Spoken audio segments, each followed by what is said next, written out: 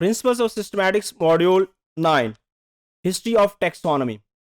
अगर हम टेक्सोनॉमी की हिस्ट्री की बात करें तो ये इतनी ही पुरानी है जितनी कि लैंग्वेज स्किल ऑफ मैनकाइंड है।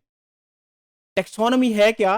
टेक्सोनॉमी को अगर हम डिफाइन करें तो जो टेक्सोनॉमी है, taxonomy is the science of naming, describing, classifying organism including all plants, animals, micro organism of the world.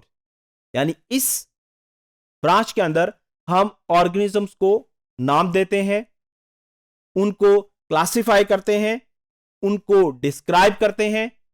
इसमें तमाम किस्म के ऑर्गेनिज्म शामिल हैं, चाहे वो प्लांट्स हैं, चाहे वो एनिमल्स हैं, चाहे वो माइक्रो ऑर्गेनिज्म हैं। अब अगर हम नेटिव जो पीपल हैं उनकी बात करें या जो नेटिव ट्राइब्स की बात करें तो native tribes used to call species on the basis of their morphological characters. यानी जो ऑर्गेनिजम्स के मॉर्फोलॉजिकल कैरेक्टर्स हैं उसकी बेस के ऊपर वो ऑर्गेनिजम्स को डिफरेंट स्पीशीज के अंदर डिवाइड करते हैं। जबकि development of scientific theory of classification जो है ये एक न्यू फिनोमेना है, ये एक नया आइडिया है। अब अगर हम मुख्तलिफ जो टेक्सोनॉमिस्ट हैं उनकी जो कंट्रीब्यूशन है उसकी बात करें तो उसमें जो सिम्पसन है इसने 1961 के अंदर provided A valuable survey of history of taxonomy. ये एक ऐसा टेक्सोनॉमिस्ट था जिसके बारे में ये कहा जाता है कि he is one of the most influential palaeontologist of 20th century. Palaeontologist कौन होते हैं? ये फोसल्स के एक्सपर्ट हैं, ये फोसल्स की स्टडी करते हैं और ऐसे एनिमल्स जो कि पुराने जमाने के अंदर मौजूद थे फिर ये किसी तरीके से महफूज हो जाते हैं, ये उन एनिमल्स के ऊपर स्टडी करते हैं। तो ये 20th सेंचुरी का जो पैलेंटोलॉजिस्ट है ये एक मशहूर पैलेंटोलॉजिस्ट है और इन्होंने जो फोसल टेक्सोनॉमिक स्टडीज थी वो बहुत ज्यादा की और उसके ऊपर सर्वेस कंडक्ट किए और इसने अपने व्यूज पेश किए। He published extensively on taxonomy of fossil and extinct animals।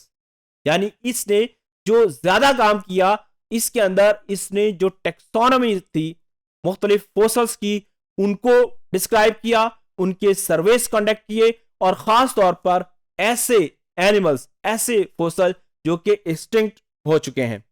इसी तरीके से अगर हम स्मिथ की बात करें तो स्मिथ भी एक टेक्सोनॉमिस्ट था और ये ब्रिटिश म्यूजियम के अंदर काम करता था। इसने अपना काम 1849 के अंदर स्टार्ट किया और 1851 से 1870 के दरमियान में इसने खास तौर पर जो इंसेक्ट्स हैं, आंट्स हैं, उनके ऊपर अपनी स्टडीज कंप्लीट की और 20 इयर्स के दौरान 28 इयर्स की जो इनकी स्टडी थी इस पीरियड के दौरान इन्होंने तकरीबन 25 जेनरा डिस्क्राइब किए, तकरीबन 702 स्पीशीज इन्होंने डिस्क्राइब की। इसी तरीके से अगर हम मिटलर की बात करें तो ये एक ऑस्ट्रियन एंटोमोलॉजिस्ट है। एंटोमोलॉजिस्ट इंसेक्ट्स की स्टडी करते हैं। इन्होंने क्या किया? He work on history of higher taxonomy and also on the classification of insects. इनका जो ज्यादा काम है वो इंसेक्ट्स की क्लासिफिकेशन के ऊपर है। तो इन्होंने अपना जो ज्यादा फोकस रखा वो इंसेक्ट्स को डिस्क्राइब करने के लिए, इंसेक्ट्स की नई स्पीशीज दरियाफ्त करने में गुजारा।